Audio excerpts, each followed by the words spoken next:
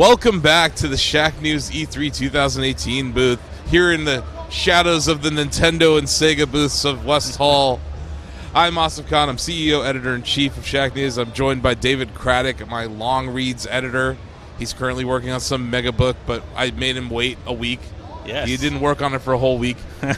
We have some very special guests from Ben Studios. We have Jeff and John here. Can you guys tell everyone what your positions are at the company? But here to talk about Days Gone, right? Hi, I'm John Garvin. I'm the creative director. I'm Jeff Ross. I'm the game director.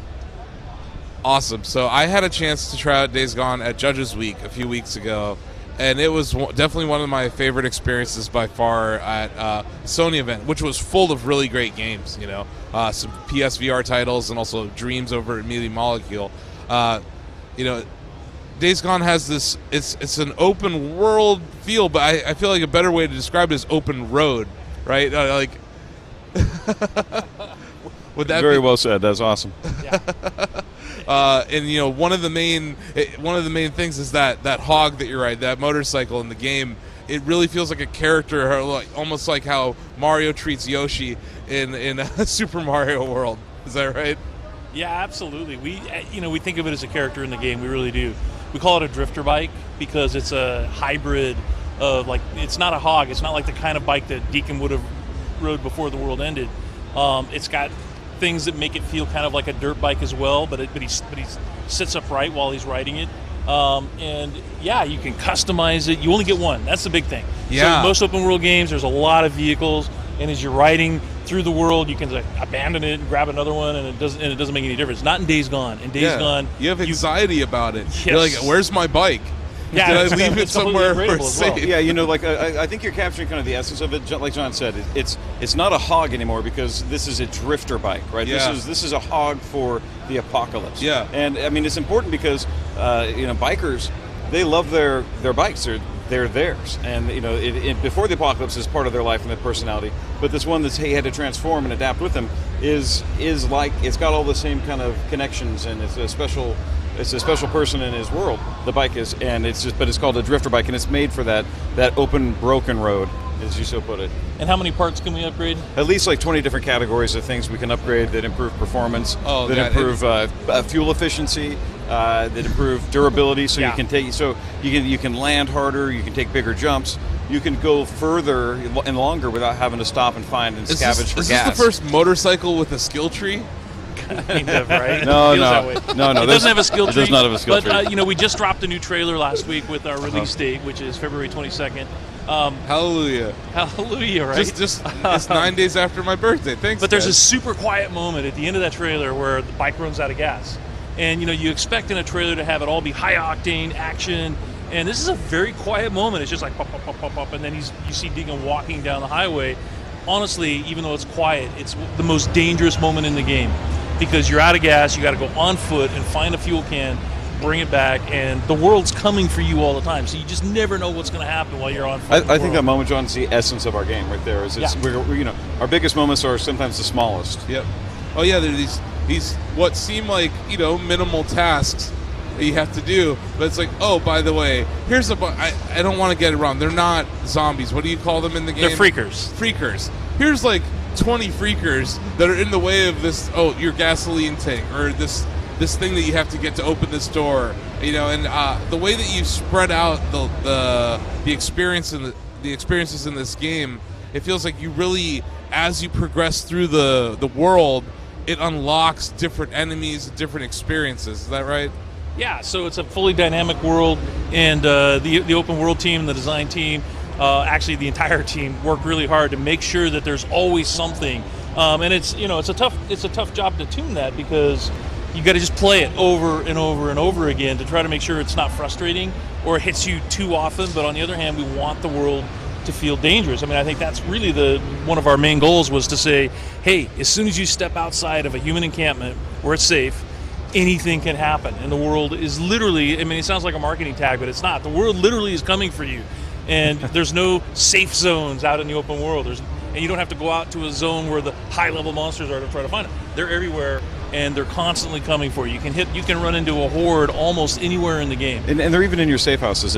The areas that you unlock, they're not guarded. So it's the world is coming for you, and they're in a lot of the bases that you conquer too. Yeah. So what I'm curious to know is, once you have your bike and you're able to ride around, what are the ways that the freakers can still threaten you? I mean, it's not a simple matter of I can just hop on my drifter and ride away from them, right? Oh, they can knock you off. They can jump and dislodge you. We have a wolf, an infected wolf that will run and jump. Wow. It runs faster than your bike, and it can jump and knock you off. And humans can snipe you off your bike. If you look at our trailer that we released last week, that's on display. We've got a clothesline ambush. The world is always trying to come for the player or stop him in his tracks and dislodge him from that bike. Dude, I think that's key too, because it's not just freakers. The entire world is populated with marauders and rippers, and basically if they're in the open world, they want to kill you and they want to take your stuff. Yeah, it's anarchy. Yeah, it really feels like you're in this anarchy simulator, and there's very few moments where you can rest. I know there's like spots where you can craft that you set up. The crafting system seems really intricate, but at the same time accessible to gamers. What kind of work did you guys do looking at other games, or just from your own gameplay philosophy to do that? Well, we wanted this world we never wanted the player to feel safe. So if he was going to do something like that, to make it feel believable, that he's crafting these things on the fly, he had to have some skin in the game, which meant no safe harbor. You can't do it from the menus. You have to do it live in game, and it just adds a really cool level of tension and stress to the experience, because the game slows down a little bit, but it's still running. And I think that's what we always wanted to go for, was just keep it live at all times and make the players be smart about how they do things. We also wanted to make sure that we would accommodate different play styles, right? So if you watch the Horde demo that we have running right now, we had like our head of QA beat the Horde mission, that one, with just a crossbow. So we had an upgraded crossbow, he had crafted explosive bolts, I think he ended up using one Molotov. But I mean, that's an extreme way to play that Jeff and I didn't even know was possible. And so that's one of the things we're really looking forward to, is that the way the player can craft different things, the combinations of things, using the environment as well. You can try out almost, if you can think of it and try it, maybe it'll work. There were parts of it, I compare a lot of open world games to Zelda Breath of the Wild, because I think they did some really unique things there. Just one thing that I noticed is that you don't always have to be a hero in Days Gone. If you see some freakers and they didn't notice you, you can just kind of keep going. You can choose to pick your battles, which I think is really important in an open world game, because if like you said, everyone is trying to kill you, or everyone's trying to mess you up or take your gear, but at the same time, like, you can be stealthy if you so choose in this game, right? There's definitely rewards for taking on freakers. So you're always trying to earn trust at the human encampments, and one way you do that is collecting bounties. So every time you kill a freaker, you basically collect its left ear, and then you turn those in, and then you get credits and you earn trust at the camps for doing that. So there's a way to sort of encourage the player to engage the world and try to make it safer, but it's totally up to the player. It's like, if you don't want to do any of that, you don't have to. Yeah, I think run or GTFO is a valid strategy, especially early game. And the player, after all of his power leveling, can really kind of be more closer to parity rather than being in a supreme position over all these threats. I remember in the demo that I tried that there was the first little encampment of freakers, and I was just like, I'm going to go in there guns blazing, and I crashed my motorcycle into them, and I was like, I've made a terrible mistake, and I just turned and burned, like running into one of the buildings, because like, this was a bad idea. But it's going to lead to like really funny moments, I think. I can't wait to watch the videos online of what happens. And I was telling people at Judges Day too, it's like, hey, don't just drive your bike in here. The strategic sandbox combat kind of requires that you plan ahead. And it's like, when I go into that scenario, first thing I do is I park my bike in the direction I want to be, and I'll leave it outside too.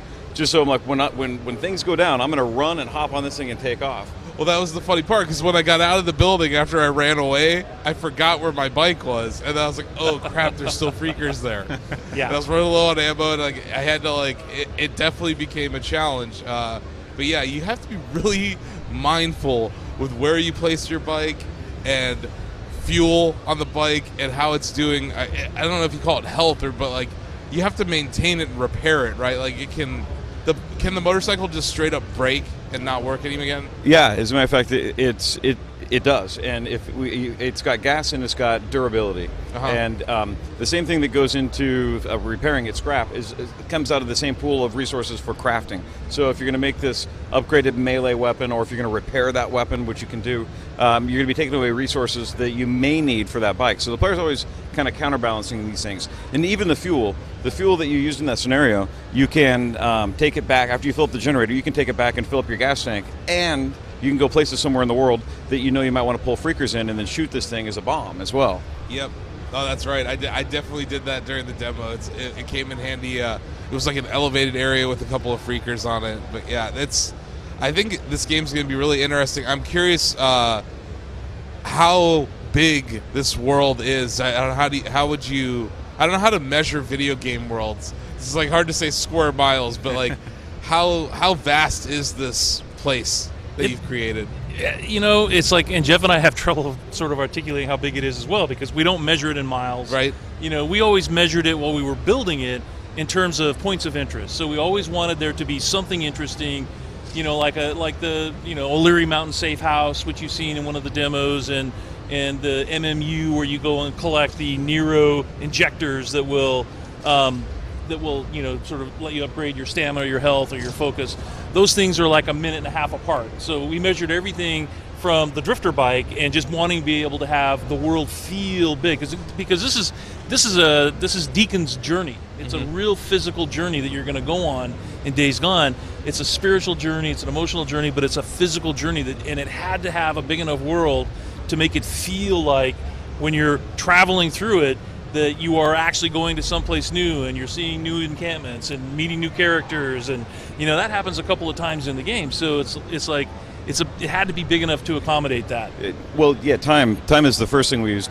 What's emerging now, we're still tuning it, but the best I could describe it is it's more than one tank of gas. Yes, exactly. And another thing about the level design that I just love, and I think it's almost like a metaphor for the game or the world, there's the road. And okay, I need to go to this place, and you can look at it on a map, you can see, okay, this is how I'm going to go. But then once you take the path, there's stuff in the way. You have to go off the beaten path. Like the world is not perfect, and it shows that in how you traverse it.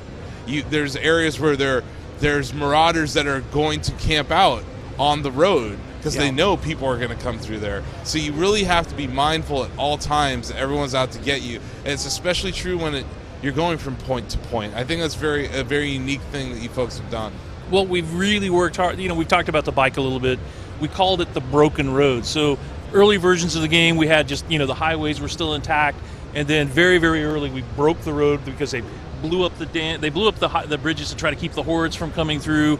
And then if you've ever been on a highway in Central Oregon in the winter, man, dude, these roads deteriorate fast because it's extreme weather, because it's high desert. So we wanted the player to really have just a great time riding the bike. So jumps are built into the world organically, and lots of off-road trails, and and like you pointed out, there's more ambushes on the roads than there is on the trails, but the trails have their own hazards. Well, and also in that light, the road is, nothing's easy. You can't just drive a straight line. You can't even fast travel in this game easily until you've earned the right to, by clearing out infestation zones before the game will let you kind of carelessly drive in this virtual mode to fast travel. So the game really does respect the nature of the danger of the world, where the marauders are ambushing the choke points, and the player earns every inch of real estate that he can traverse in this world. He earns everything. Yeah, absolutely.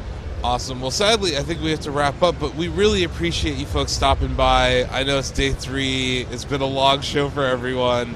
I can tell our community is really excited about this game. We're excited that it now has a release date. So it's February 22nd, 2019. Yes. 9 days after my birthday. So just saying, if anyone wants to buy me something, Days Gone on PS4 would be pretty cool. Anything else that we left off, or just... No, actually, I want to thank you for appreciating all the nuance we have in this game, and being a fan. Like, you picked up on a lot of stuff that I'm very grateful that people are reading. Greg and I had a chance to go to Judges Week, and it was a game that really stuck out within us. And like I was telling everyone, I was like, this game, just watch it. Like, it's going to be something. There's something special. Like, there's a lot of open world games out there, right? but it doesn't look like you guys were looking elsewhere in designing this. You had a vision for your game, and it's cool to see it come to fruition. I'm sure you guys are excited that you see launch on the horizon. And we get that question all the time, like, what is Days Gone like? And our answer now is, it's like Days Gone. Yep. I think that's the sign of a great game. So we look forward to it. I can't wait to review this game. Thanks for having us, Thank you guys for man. stopping by. Thanks, guys. Awesome. Well, stay tuned, everyone. We're going to be back with more interviews from awesome developers and some accessory companies, too, I heard.